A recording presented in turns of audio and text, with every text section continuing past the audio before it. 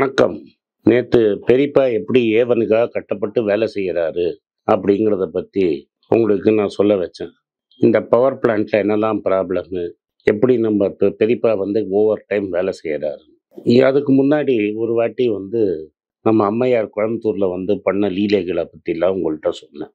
இப்போ வந்து அம்மையார்கிட்ட ஒரு ஃபைனான்ஸ் செக்ரட்டரி போய் சொல்லிட்டார். புதுசா வந்திருக்கிறாரு. பழைய ஃபைனான்ஸ் செக்ரட்டரி தான் இப்போ கேபினெட் செக்ரட்டரி ஆயிட்டார். அம்மா, நம்ம மிடில் கிளாஸ்லாம் ரொம்ப சூப்பராக இருக்காங்க, ரொம்ப சம்பாதிக்கிறாங்க, அவங்க சுபிக்ஷமாக இருக்காங்க. அந்த மியூச்சுவல் ஃபண்ட்லேயும் ரொம்ப காசு பண்ணிட்டாங்க, ஸ்டாக் மார்க்கெட்லேயும். இந்த எஃப்என்டோவில் நிறைய காசு விடுறாங்க சில பேர், அவங்களுக்கு ஏதாவது ரெண்டு திட்டத்தை தீட்டுங்க அப்படின்னு. அப்படின்னா இப்போ அம்மையார் வந்து ஒரு புது ஸ்கீம் அப்படின்னு ஆரம்பிச்சிருக்கிறாங்க. இது பேர் என்பிஎஸ் வாத்சல்யா ஸ்கீம். செப்டம்பர் 18ஆம் தேதி ஆரம்பிச்சிருக்கிறாங்க. இந்த ஸ்கீம் வந்து பிஎஃப்ஆர்டிஏ, பென்ஷன் ரெகுலேட்டரி டெவலப்மெண்ட் அத்தாரிட்டியில். அதாவது என்ன சொல்கிறாங்கன்னா, நீங்கள் உங்கள் பொண்ணு ஒரு வயசு இருக்கிறச்சியே நீங்கள் வந்து மங்காத்தா ஆடலாம். மங்காத்தா ஆடுறதுக்கு ஒரு கம்பெனி இருக்கும். அந்த கம்பெனிகள் பிஎஃப்ஆர்டிஏ சொல்கிற கம்பெனிகள்லாம் காசு கொடுத்துடலாம். இந்த மைனர் பேரில் அக்கௌண்ட் ஓப்பன் பண்ணணும். ஆனால் லீகல் கார்டியன் மட்டும்தான் ஆப்ரேட் பண்ணணும். வேற யாராவது ஆப்ரேட் பண்ணால் நாங்கள் வட்டியெலாம் நாங்கள் சாப்பிட்ருவோம். அது அப்புறமா பேசுவோம். அவங்களுக்கு வந்து ரிட்டையர்மெண்ட் ஏஜ் வந்து 18 வயசு வரைக்கும் நீங்கள் மங்காத்தா ஆடினா, அதுக்கப்புறம் 18லேருந்து 60 வயசு வரைக்கும் அந்த கம்பெனி மங்காத்தா ஆடி உங்களுக்கு அந்த பொண்ணு 60 வயசு ஆச்ச 2 கோடி ரூபா கொடுக்கலாம். நீங்கள் மினிமம் 1000 ரூபா ஆரம்பிக்கணும். அண்டு ஆனுவல் கான்ட்ரிபியூஷன் 1000 இருக்கலாம். மேக்சிமம் நீங்கள் 10,000 வரைக்கும் போடலாங்கிறாங்க. இதெல்லாம் நல்ல விஷயம் தானே அப்படின்னு நீங்கள் சொல்லுவீங்க. வாத்சல்யா என்ன சொல்கிறது, நீங்கள் 10,000 ரூபா அக்கௌண்ட்டு போட்டிங்கன்னா ஒரு 10% ரிட்டர்னை போட்டு நாங்கள் கார்பஸை 5 லட்சம் ஆக்குவோம். அதுக்கப்புறம் அந்த 5 லட்ச ரூபாயில நீங்கள் மாதம் மாதம் காற்று போட்டுக்கிட்டிங்கன்னா 10% ஆவரேஜில் 2.25 கோடி ரூபா அப்படின்னு நாங்கள் தருவோம் அப்படிங்கிறாங்க. அதே நாங்கள் 12% கொடுத்தோன்னா 5.97 கோடி வரும். ஒரு 0.5% ஏக்கினா உங்களுக்கு 11 கோடி வரும். இந்த மியூச்சுவல் ஃபண்டும் யூலிப்பும் விற்கிறவன் தான் இது மாதிரி விற்றணும் தான். இப்போ கவர்மெண்ட்டே இந்த வேலையில் இறங்கிடுச்சு. யோ, கேரண்டீடாக எவ்வளோ கொடுப்படான்னு கேட்டால் ஒன்றும் சொல்ல முடியாதுங்கிற. அப்போ என்னடா இந்த ஸ்கீமுன்னு பார்த்தா, இது அந்த டயர் 2 ஸ்கீம் மாதிரி ஒரு ஸ்கீம். அப்படின்னா எப்படின்னா, காசை நீங்கள் கொடுத்துடணும். இந்த ஃபண்டை ஆப்ரேட் பண்ணுறதுக்கு 3 பேர் இருப்பான். HDFC, ICICI, usual suspects, LIC, அது மாதிரி இருப்பான். அவன் ஒரு ஃபண்ட் மேனேஜரை கொண்டு வந்து வைப்பான். அவன் காசை வாங்கிப்பான். 3 சீட்டு வைப்பான். வச்சுட்டு வெய் ராஜா வெய் ராஜா வெய், வெய் ராஜா வெய் ராஜா வெய், 50% வரைக்கும் ஈக்விட்டியில் போடுவான், கார்ப்பரேட் பாண்டில் போடுவான். அப்புறம் ஒரு 20-30% மட்டும் அம்மையாருக்கு கடன் கொடுப்பான். அப்போ தான் 10% ரிட்டர்ன் வரும். வெய் ராஜா வெய் ராஜா வெய் அப்படின்னு அவன் ஸ்டாக் மார்க்கெட்டில் ஆடுவான், ஜொமாட்டோவில் போடுவான், பேடிஎம்மில் போடுவான், நாளைக்கு ஸ்விக்கியில் போடுவான்.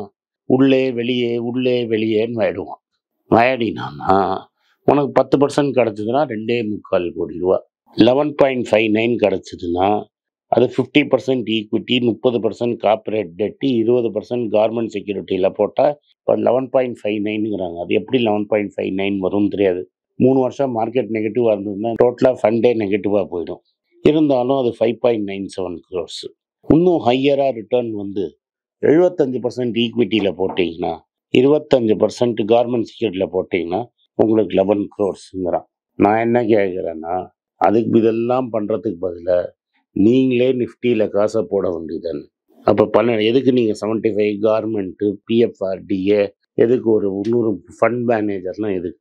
உங்கள்கிட்ட 10,000 ரூபா இருக்குது, 10,000 ரூபா தூக்கி நிஃப்டியில் போடுங்க. மாதம் 10,000 ரூபா நிஃப்டியில் போட்டுகிட்டே போங்க. அவன் சொல்கிற மாதிரி 18 வயசுல நிறுத்திடுங்க. நீங்கள் ஈஸியாக இந்த லிமிட்டெல்லாம் பீட் அடிச்சிருவீங்க. பாவம், நம்ம யாரும் எல்ஐசியில் பணம் போட மாட்டான். இனிமேல் யாரும் இதில் பணம் போட மாட்டேங்கிறாங்க. இந்த பிஎஃப்ஆர்டிஐக்கெலாம் வேலையே இல்லை. ஏதாவது நீங்கள் ஸ்கீம், ஏன்னா இந்த இன்கம் டேக்ஸ் ரூலை மாற்றிட்டாங்க. அதனால என்ன ஆயிடுச்சுன்னா, இது மாதிரி ஸ்கீம் போட்டு கவர்மெண்ட்டாக இருந்தால் சரியாக தான் இருக்கும், அரசாங்கம்னா நல்லதுன்னு என்கிட்ட எல்லாரும் கேட்பாங்க. சுகன்யா சம்ருதியில் போடலாமா, இதில் போடலாமா, அதில் போடலாமான்னு. இப்போது மங்காத்தா கூட நீங்கள் கவர்மெண்ட் மூலமாக ஆடலாம்னு அம்மையாட சொல்கிறாங்க. என்ன கேட்டேன்னா, என்பிஎஸ்லாம் வேஸ்ட்டு. ஏன்னா இந்த இன்கம் டேக்ஸ் ரூல் மாதிரி அப்புறம் பிஎஃப் கம்பல்சரிங்கிறத போட்டுட்டு மீதியை நீங்களே நிஃப்டியில் போட்டிங்கன்னா, அப்பப்போ உங்கள் பட்டாஸ் லிஸ்ட்டை நீங்கள் போட்டு அதில் கையில் எடுத்து வச்சிங்கன்னா இதெல்லாம் ஈஸியாக பீட் பண்ணிட்டு போயிடுவீங்க. சரி, இதெல்லாம் சொன்னீங்கப்பா. அந்த சுகன்யா சம்ருத்தி யோஜனாவை பற்றி லேட்டஸ்ட்டு நியூஸ் ஒன்று போட்டிருக்காங்க அம்மையார். அதை பற்றி என்ன சொல்லலாம்? முன்னெல்லாம் பணத்துக்கு பற்றாக்குறை இருந்ததுப்பா. இந்த கோல்டு பாண்டு மாதிரி போட்டு நாங்கள் ஏமாந்துட்டோம் 20% வட்டியில். இது 7%க்கு நாங்கள் கடன் வாங்குற இடத்துல 8.5% கடன் வாங்க ஆரம்பிச்சிட்டோம். எல்லாரும் பணத்தை அதில் கொட்டிட்டீங்க. அதனால எங்களுக்கு ஒரே லாஸ். அதனால் அம்மையார் என்ன பண்ணுறது அப்படின்னு யோசித்தாங்க. இனிமே முன்னெல்லாம் பாட்டி கூட பேத்திக்கு போடலாம், அம்மாவால் சேர்க்க முடியல, பாட்டி அம்மாவுக்கு பதிலாக சேர்த்து காசு போடு பேத்திக்குன்னு அட்வர்டைஸ்மெண்ட்லாம் போட்டு பேங்க் மேனேஜர்லாம் பாட்டிகளை தலையை தடவி காசு நிறைய வாங்கிட்டாங்க. இப்போ என்ன சொல்கிறாங்கன்னா, அம்மா தான் போடணும். அம்மா உயிரோடு இருக்கிறச்ச பாட்டிக்கு வேலையே கிடையாது, சித்திக்கு வேலை கிடையாது, அத்தைக்கு வேலை கிடையாது, மாமிக்கு வேலை கிடையாது, சித்தப்பனுக்கு வேலை கிடையாது, எவனுக்கும் வேலை கிடையாது. அவன்லாம் லீகல் கார்டியன் இல்லை. கரெக்டு தான், லீகல் கார்டியன் இல்லை. அவன் காசு போட்டால் அது செல்லாது. அதனால் நாங்கள் அக்கௌண்ட்ஸ் எல்லாம் பார்ப்போம். அதில் யாராவது பாட்டிக்காரி போட்டு, தாத்தா எவனாவது போட்டு, சித்தப்பன் சித்தி எவனாவது போட்டிருந்தானா இன்ட்ரெஸ்ட் காட். நீங்கள் பணமும் எடுக்க முடியாது. சரி, தப்பாயிடுச்சு, பணம் நான் எடுத்துக்கிறேன்னா எடுக்கக்கூடாதான். சட்டம் அப்படி தான் சொல்லுது. மாற்றுறாங்கன்னான்னு தெரில. இனிமேல் இன்ட்ரெஸ்டே வராது உங்களுக்கு. வெறும் பிரின்சிபல் அமௌண்ட்டை மட்டும் நாங்கள் தருவோம். நீங்கள் ஏமாந்து போய் காசு போட்டால் அதை வச்சுப்போம் வட்டி இல்லாமல்.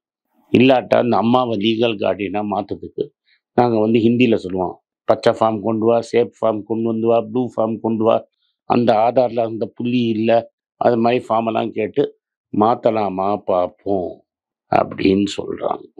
அப்புறம் நீங்கள் ஆதார் அண்ட் பேன் மைனருக்கும் எடுக்கணும், அதையும் எடுத்து கொடுக்கணும். இல்லாட்டா அம்மா சொல்லணும், நான் அம்மாவா இல்லை, பாட்டி தான் அம்மா மாதிரி, ஆனால் லீகல் கார்டியனை மாற்றுறேன் அப்படின்னு சொல்கிறாங்க. ஆக மொத்தம் என்ன சொல்கிறாங்க, இப்போல்லாம் பாட்டி போட்ட காசு நாமம் பாட்டி பேத்திக்கு கொடுக்கலான்னு சொல்லிட்டு அந்த 8.5% இன்ட்ரெஸ்ட் கிடையாதுன்ட்டீங்க.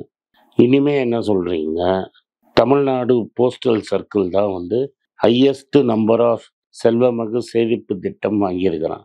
எவ்வளோ பாட்டிமார் பேத்தி பேருக்கு போட்டிருக்கீங்களோ அதுக்கெல்லாம் ஓலை வச்சிட்டாங்கங்கிறாங்க. பாருங்கள், போய் போஸ்ட் மாஸ்டர் கேளுங்க. இது மாதிரி ஏதோ ஸ்கீமெல்லாம் சொல்கிறாங்களே வட்டி இல்லைன்னு, வட்டி இருக்குதுன்னு எழுதி வாங்கிக்கோங்க. அப்படி இல்லைன்னா உங்கள் பொண்ணு பேரில் மாற்றுங்க, இல்லாட்டா ஊரில் தான். இதுக்கு நடுவில் ஒன்றுன்னு சொல்லிட்டான், இந்த பிபிஎஃப்லேயும் சுகன்யா சம்ருத்திலையும் என்ஆர்ஐ காசு போட்டால் அது செல்லாது அப்படின்னு சொல்லியிருக்கிறான். அதனால் நிறைய பேர் என்கிட்ட என்ஆர்ஐ என்ன சொல்கிறீங்க சார், இதை போடலாமான்னு. பணம் போட்டிங்கன்னா பணம் வருமானு சந்தேகம். இன்றைக்கி பணம் வரும்னு சொல்லியிருக்காங்க, ஆனால் வட்டியே பெரியப்பா முகிப்பார். பெரியப்பா எவ்வளோ ஏவன் ஹெல்ப் பண்ணணும், அதுக்கெல்லாம் நிதி தேவைப்படுது இல்லை, அதனால் இதில் போட்டு நீங்கள் வட்டி இல்லாத கடன் கொடுங்கங்கிறார். நன்றி, வணக்கம். உங்களுக்கெல்லாம் தெரியும், ரீசெண்டாக மீடியாவில் பார்த்துருப்பீங்க, ஏன்னா தமிழ்நாடு காங்கிரஸ் கமிட்டி ஊடக பிரிவு தலைவராக அப்பாயிண்ட் பண்ணியிருக்காங்க. ஸோ பொலிட்டிக்கலாக என்னோடய வியூஸ் என்ன அப்படின்னு நீங்கள் ட்விட்டரில் ஃபாலோ பண்ணணும்னு நினச்சிங்க, @AnandS1967 என்னை ஃபாலோ பண்ணுங்கள். என்னோட real original ID Twitter ID for politics அதுதான். ஸோ பாலிட்டிக்ஸ் சம்மந்தப்பட்ட என்னோட எல்லா ஒப்பீனியன்ஸ், வியூஸ் எல்லாமே அதில் வரும். அதில் ஃபாலோ பண்ணுங்கள். நன்றி, வணக்கம்.